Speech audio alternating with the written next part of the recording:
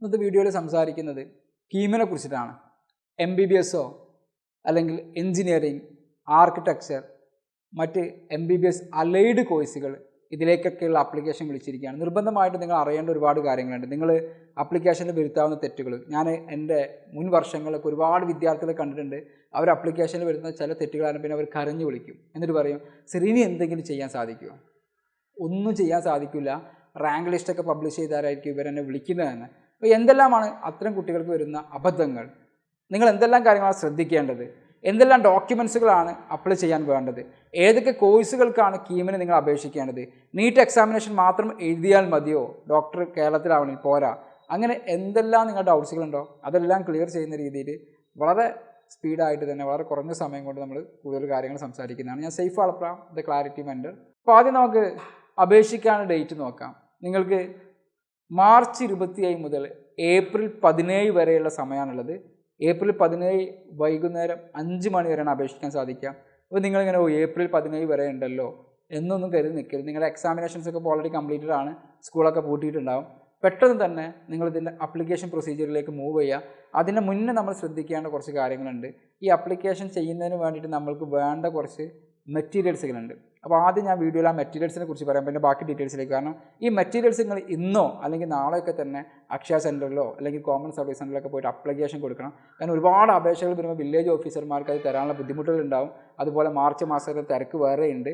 അതുപോലെ ഇതിൻ്റെ ഇടയിലൊക്കെ കുറേ അവധികൾ വരുന്നുണ്ട്. ഇതെല്ലാം ഇതിനെ ബാധിക്കും. അതാണ് നിങ്ങൾ ആദ്യം റെഡിയാക്കി വെക്കേണ്ടത്.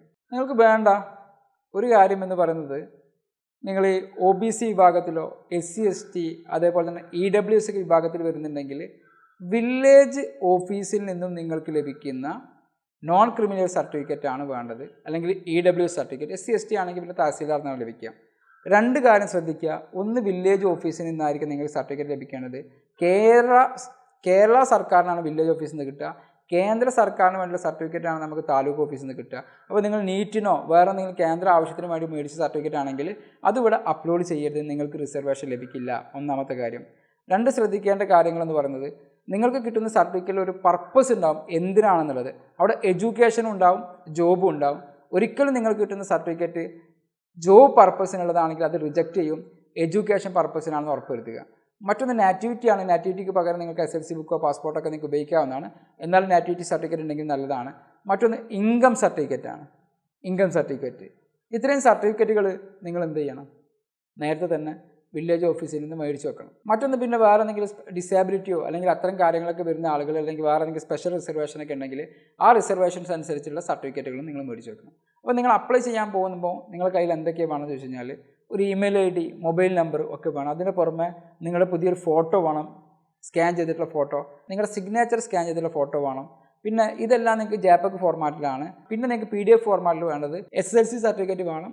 പിന്നെ നാറ്റിവിറ്റിക്ക് പകരം ബർത്ത് സർട്ടിഫിക്കറ്റോ അല്ലെങ്കിൽ SLC ബുക്കോ പാസ്പോർട്ട് കോപ്പിയോ അല്ലെങ്കിൽ നാറ്റിവിറ്റി സർട്ടിഫിക്കറ്റോ നിങ്ങൾക്ക് ഒരു PDF ഫോർമാറ്റിൽ വേണം.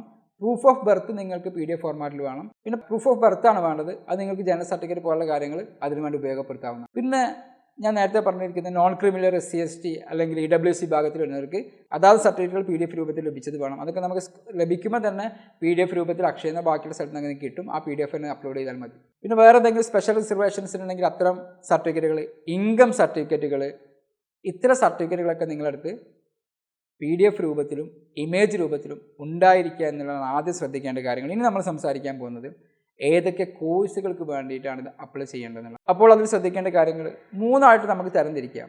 ഒന്നാമത്തെ കാര്യം മെഡിക്കൽ ആൻഡ് അലൈഡ് കോഴ്സുകൾ. രണ്ടാമത്തെ കാര്യം എന്ന് പറയുന്നത് എൻജിനീയറിങ്. മൂന്നാമത്തെ കാര്യം ആർക്കിടെക്ചർ. ഇതിൽ മെഡിക്കലിന് നിങ്ങൾക്കറിയാം നീറ്റിലാണ് എക്സാമിനേഷൻസ് എഴുതേണ്ടത്. നീറ്റ് എക്സാമിനേഷൻ നടത്തിയാണ് MBBS, BDS, BHMS, അതേപോലെ തന്നെ BAMS, BSMS, BUMS എന്നീ കോഴ്സുകൾക്ക് അഡ്മിഷൻ ലഭിക്കുക. പക്ഷേ നിങ്ങൾ കേരളത്തിൽ വരുന്ന 85% സീറ്റിലേക്ക് റിസർവേഷൻ കിട്ടണമെങ്കിൽ ഇവിടെ നിങ്ങൾ അപ്ലൈ ചെയ്യണം. നിങ്ങൾക്ക് എന്തിൻ്റെ ആവശ്യമില്ല?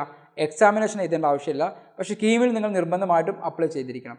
പിന്നെ അലൈഡ് കോഴ്സുകൾ എന്ന് പറയുമ്പോൾ agriculture, forestry, corporation and banking, climate change and environment science, BTech biotechnology, പിന്നീട് വരുന്നത് വെറ്റിനറി, മൃഗഡോക്ടർ ആവാനുള്ള കോഴ്സുകൾ, പിന്നെ ഫിഷറീസ്.